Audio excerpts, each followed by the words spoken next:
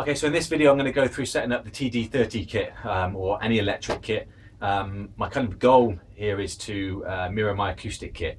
So I want to make the transition as comfortable as I can when I jump in on my acoustic kit and then I'm jumping on my electric kit. So I'm going to use the kit that's in this little studio I've got here as my example. Obviously your kits may be different. Just follow the same rules I talk about with your specific kit. And I'll do my best to try and explain any questions you've got, if you leave them at the bottom in the comment section. So from above is the view that you're after. So from here, looking down on the kit, I'm looking at my snare drum position, then my tom is just to the right in front, then I've got my second tom, my third tom at the bottom. The other things that I'm looking for is distance from the bass drum, so the rim of the bass drum there, to the edge of my tom here. Now the toms that are on the most electric kits aren't as big as these. So what I'm also looking for is the distance between the middle of this drum and the middle of this drum. So you can see straight across would be here, so it's not quite straight across, it's down a little. Now that distance there is probably about 30 centimeters, right? If you're really aiming about this stuff, get a ruler out and measure it. Right, from here, I'm not coming straight back, I'm going slightly at an angle, pretty much the same distance. So maybe 30, 40 centimeters, 30, 40 centimeters. Snare drum just to the left. So when I get on my electric kit I'm setting up, or you're setting up, same thing. Get above your kit, start with your first tom, across, down a little, so it probably needs to move across to about there. Now that means there's a massive gap. Well, guess what? It doesn't matter, because you're used to playing the middle of this drum on your acoustic kit and you're used to playing the middle of this drum. So that would be the edge of the tom that you wouldn't normally play anyway. Okay, so that's your first step.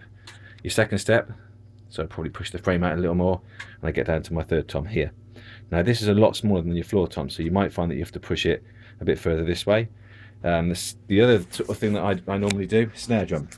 They almost always have a clamp you can clamp it to the frame with. I prefer a snare stand. So this is just a Yamaha 12-inch snare stand. I'm sure there's millions of brands that do it. You'll just find that gives you a lot more maneuverability. So you get on your kit, your snare's not quite right, you just move it. The other thing to check out is the height of your snare. So my snare drum, if I put this next to it, this would be something I'd certainly advise you to do. Get your acoustic snare, get your electric snare, stick them next to each other, and just check the heights are the same. From the snare drum, you can see my acoustic tom, same height. So I can set my tom and my snare, perfect. Next thing, I've just got to get this gap here. Well, that's pretty much the length of this phone I'm holding. So I put my phone on my drums and I check the height of that. I can kind of estimate the angle, and that's my tom setup. Okay, setting my bass drum.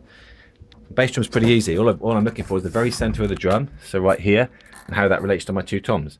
Well, you can see it's at the rim of my second tom. So again, I go to my electric kit. My bass drum's quite maneuverable here, so I find the second tom, the rim, and I come down and put the center of this pad here, there. So for me, it's going to move across quite a lot.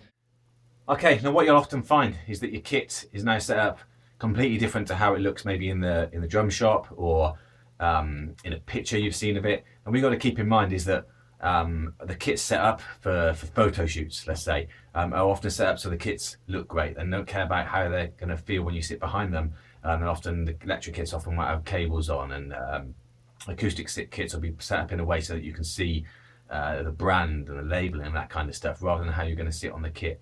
Now what you want to try and do is mirror your acoustic kit exactly the same on the electric. Now your acoustic may be completely different to mine, right? You may have 10 toms going all around here, and it might be your thing. If that's your thing, still use the same ideas I've given you today and set your electric kit like that. Now when you jump between the two, hopefully it'll be a lot more comfortable for you.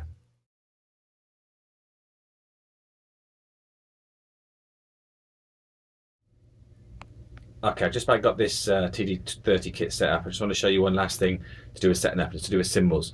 So often I go on people's V-drum kits and the cymbals don't trigger correctly. And then one of the reasons often for that is simply the placement of the cymbals. So if I show you these cymbals now, from above you can see Roland sign, and here where my finger is, just underneath here, there's a little triangle pointing this way. Well, this is kind of, let's call it the sweet spot. So if you hit the cymbal here, it picks up clearly. Often when you hit the cymbal around here and further back, it doesn't pick up as well. It still picks up, but not very well. So often people have the cymbals this way around, they'll be hitting it here, wondering why they sound awful. So you want to make sure that the Roland sign is facing away from you. So wherever your stick's going to make contact, Roland signs the opposite way. So my crash cymbal will be here, my ride cymbal probably here and here. So the view from my kit, same with hi-hats as well. I play kind of here mainly, so this is the sweet spot.